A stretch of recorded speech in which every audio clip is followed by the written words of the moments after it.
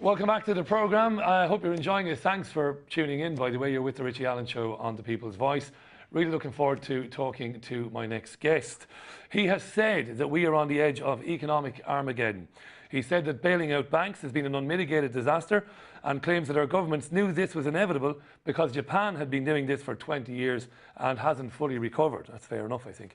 David Cameron recently said, sitting alongside the Archbishop of Canterbury, that the UK should prepare itself for infinite austerity, while in the US, Detroit City has gone bankrupt, as we know, and 10 cities are popping up all over the country.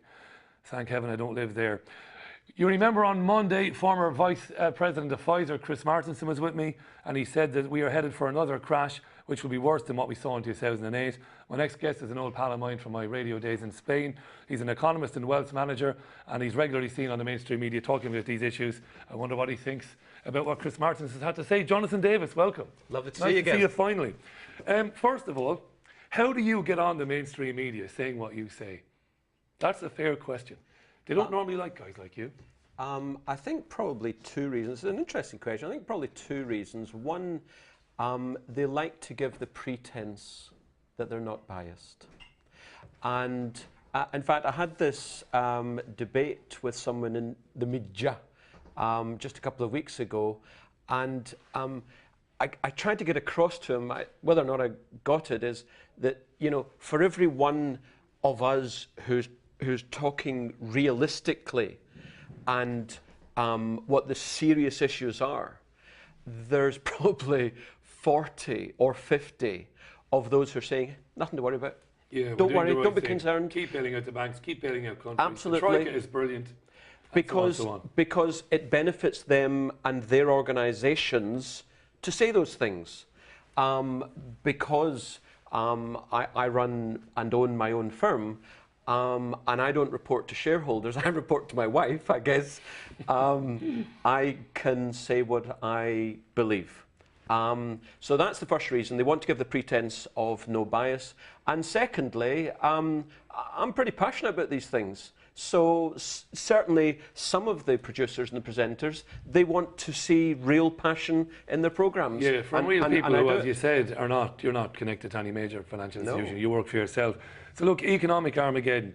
I hate the doom and gloom, Jonathan. I do hate it. But look, here we are.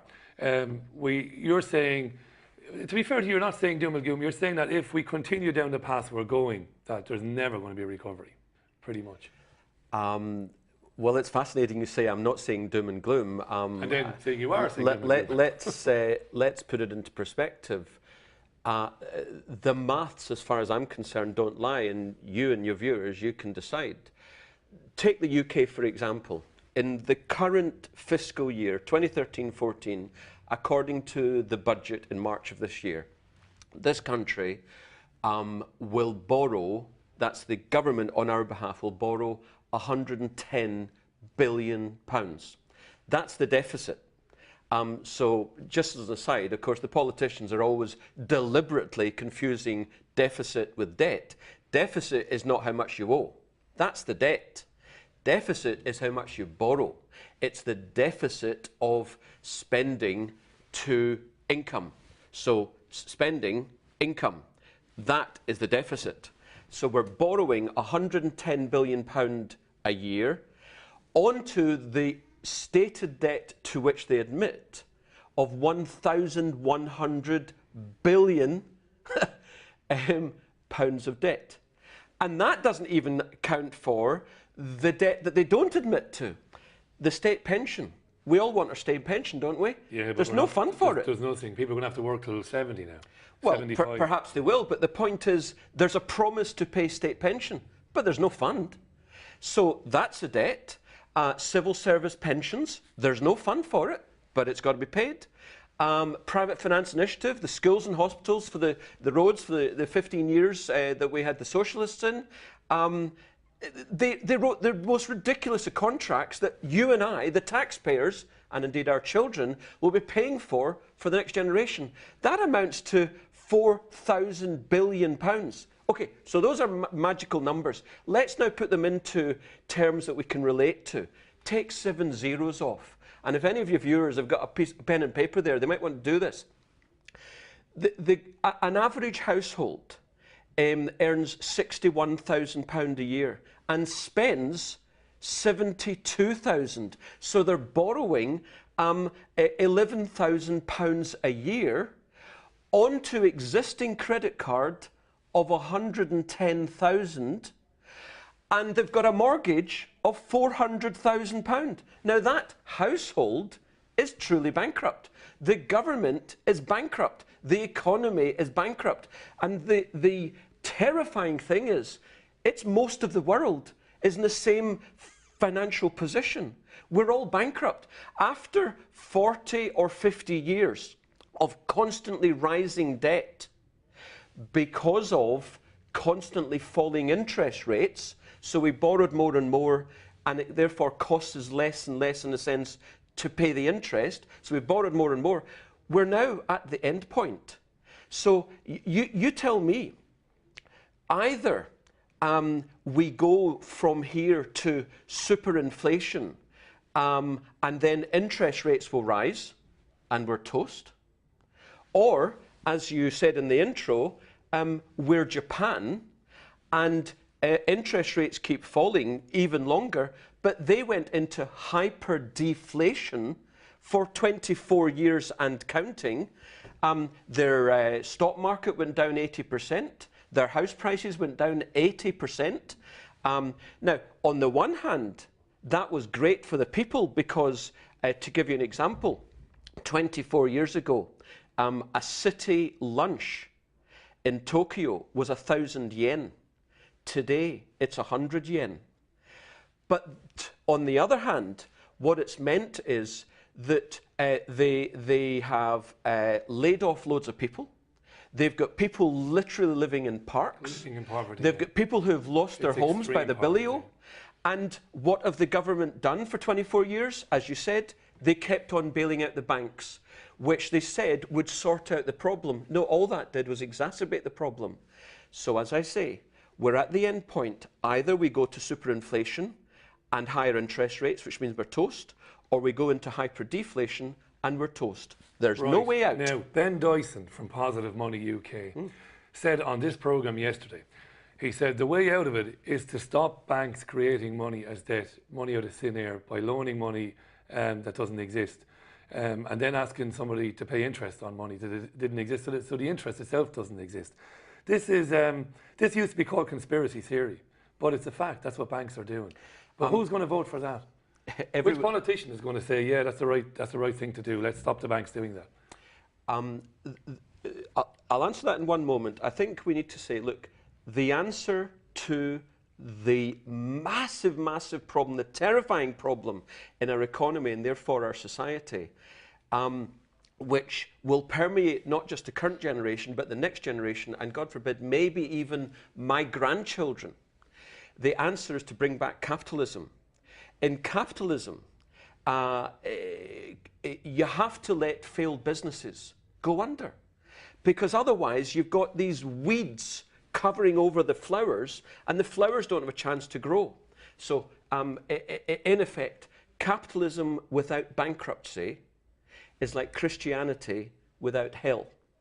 So, Positive Money UK, a great bunch of guys, they are saying rightly, accurately, that 97% of all money in society is created out of thin air. I mean, most people who watch this programme will think, the Bank of England creates the money. No, no, no.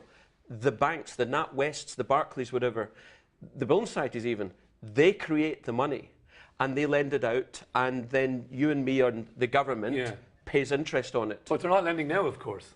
It isn't small businesses that are the problem now. It's banks. Everywhere across Europe, we're hearing stories that banks that were bailed out are not putting that money back into small businesses. And why would they? Because it's more efficient for them to build their capital reserves again by borrowing from, in our case, the Bank of England at 0.5%. You know, the bank rate is 0.5%. What that means is that's the rate at which banks borrow from the Bank of England. So they're borrowing at 0.5%, and if they do lend out, they lend out in mortgages at 3 or 4 or 5%, or in business loans at 6, 8, 10%.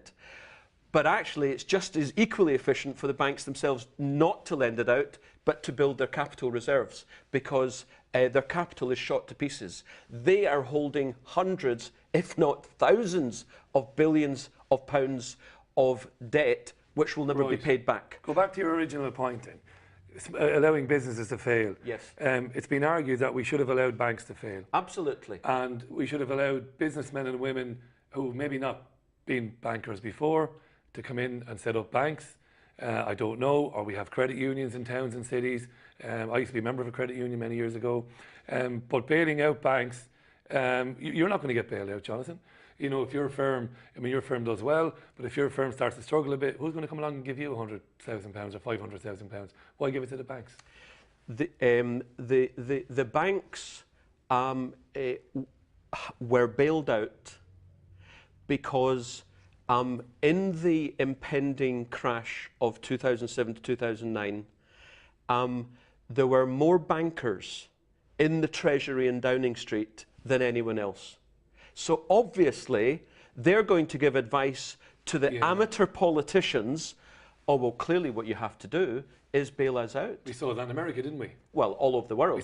Because if you don't do that, Mr. Brown, you're going to find people going to their ATMs, not be able to take £100 out. There's going to be riots in the streets. People aren't going to be able to pay for their food in Sainsbury. Well, nothing could have been further from the reality.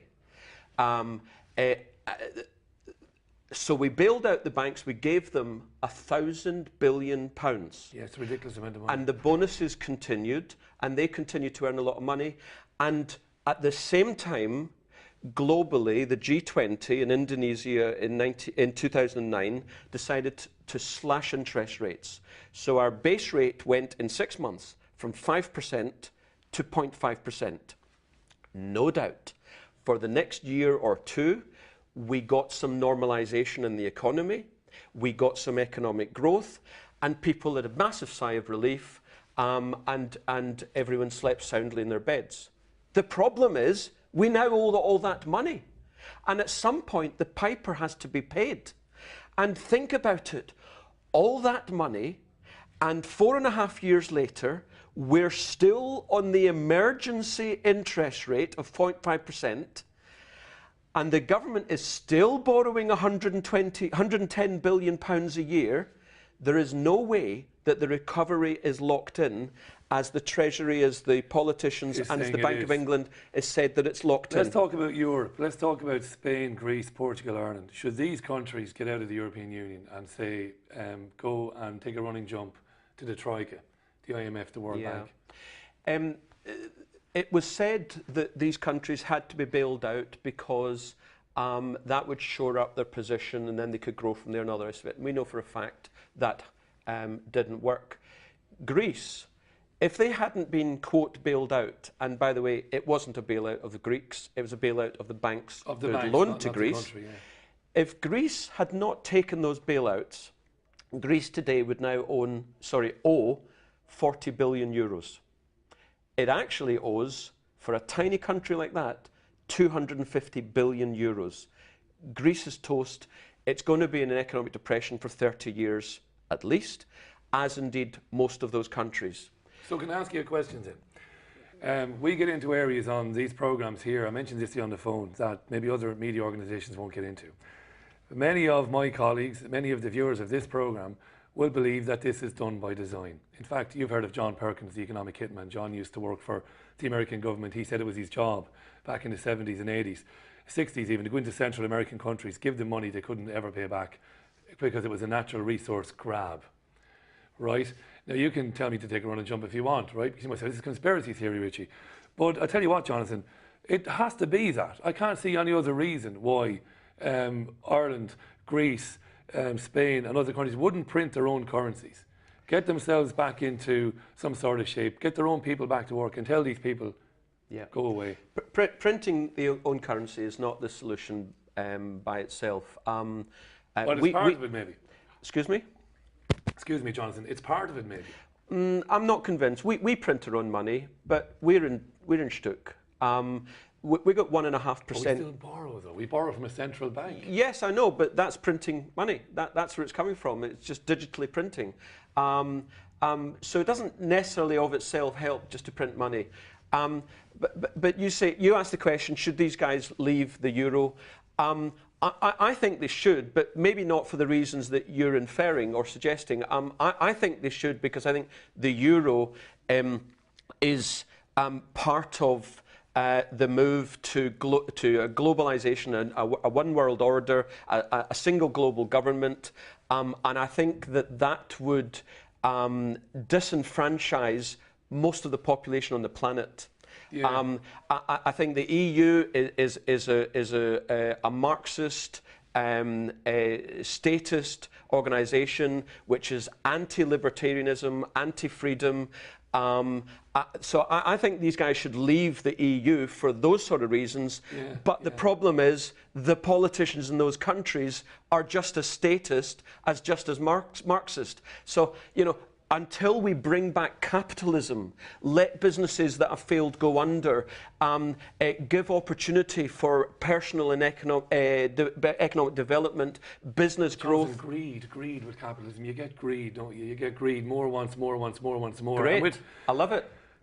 That's what we need. Michael Douglas over here. Because without greed, you don't have people striving. You don't have opportunity. We never get the bottom 10, 15%. We never get people out of poverty. We never get people. We never get social justice. Not true. That's not true. I'm a free market capitalist, but I'm not of the kind that wants to see the disabled on the streets. We're not talking about going back to the or taking benefits from disabled people either. Well, exactly. We're not talking about going back to the first part of the 19th century, the workhouses and whatever. I'm talking about Hayekism, Friedrich Hayek, the Austrian school of economics, which is, in a sense, the opposite to what we have, which is Keynesianism, John Maynard Keynes, who says that in times of problem, the government needs to borrow and invest in the community. Well, the problem is, all that does is kick the can down the line, and it means that the problem's given to the next guys. In the Austrian school of economics, it says, look, there's 1 trillion decisions being made every single day.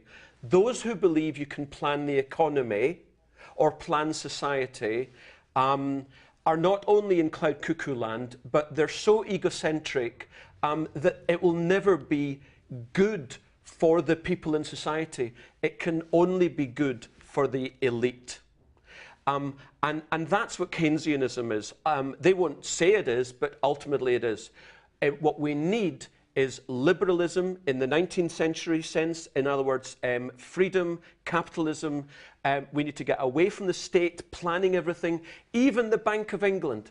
Why on earth do we have 9 ivory tower merchants supporting the bankers, supporting the government? Who says that they know what the best interest rate is? Yeah, but if we don't have regulation, we get into corruption and we get into serious problems. You kind of sound like you're advocating that we don't regulate corporations, we don't regulate big businesses. I never said you don't regulate. I said... But you're kind of saying, like, take the shackles away from them, let them get on with it, let the market take care of the problem. Let failed businesses go under. I'm saying, I mean, we're talking about banking. I mean, here we are in London. Metro Bank is a new player for a brand new retail bank in about 100 years in the UK. It's going great guns. Why? Because it's acting ethically and morally, and it's giving the people what the people want. In other words, a proper quality service, and it's not taking vast handouts, not taking any handout at all from the state, from the taxpayer, from the next generation. We've gone way beyond borrowing from Peter to pay Paul. We're now borrowing from Peter's son to pay Peter. That's what we need to get away from. And if we bring back capitalism, which we only had briefly in the 1980s in the UK, that's the time when people had an opportunity to grow and develop personally and professionally, and we had a more equal society because the elite in society were pushed down upon because they didn't... Honestly, not in the 80s. We didn't have an equal society in the 80s. I can't have that. I mean, there was enormous social injustice in the 1980s in this country. What injustice? Don't know that. I mean, we can talk about the gap between rich and poor. It was just as bad in the 1980s as it is now. Yeah, but it was equalising. It was getting more equal. We had massive inequality up until the 1980s. Inequality was reducing by the end of the 1980s. And then, of course, Major and Blair and Brown came in, and inequality rose again. Why? Because they got people borrowing massively again, house prices moved up, share prices moved up, the commercial property moved up, and the banking community moved up. So what we have now, 20 years later, is the most unequal society in British history. I'll tell you what, Jonathan, north of the Watford Gap, there'll be a lot of people who disagree with that, looking back to the 1980s, miners being put out of work, people being put out of work, massive unemployment queues. Sorry, I didn't suggest that there weren't failed businesses that didn't go under. But that's exactly my point. Failed businesses went under, and other businesses, which had an opportunity to grow, grew. That's what capitalism is. Capitalism is not bailing out banks. Capitalism is not bailing out miners where the mine is totally inefficient and unprofitable, or bailing out British Leyland. That's not capitalism. That's socialism. That's why we in the United Kingdom were the sick man of Europe by the 1970s. By the 1980s, we were attracting investment from all over the world because we were a nation that wanted to get things done and make money ethically and morally. That's what creates equality. We're going to get into this again, Jonathan, in the future. I want to thank you for coming on. It's been an absolute pleasure to have you on the programme. Jonathan Davis, who's a wealth manager and economist, talking to me about the economic situation here in Britain and around the world. We'll be getting into that more and more, of course, in the coming weeks. That's pretty much it for today. Before I do go, I will be back at 11 a.m. this morning, between 11 and 12, to take your calls on these issues, 0203 714 2700. If you're calling from outside the UK, it's +44. Our Twitter feed is at The People's Voice _TV, and you can find us on Facebook as well. And there's a lot coming up today on The People's Voice. As usual, we'll be live with Sonia Poulton at 5 o'clock, between 5 and 7. Lots happening on her programme as well. Check it out on Facebook. I'm out of here for now. See you at 11. Thanks for choosing The People's Voice. Thanks for watching me. I'll see you very soon. Bye.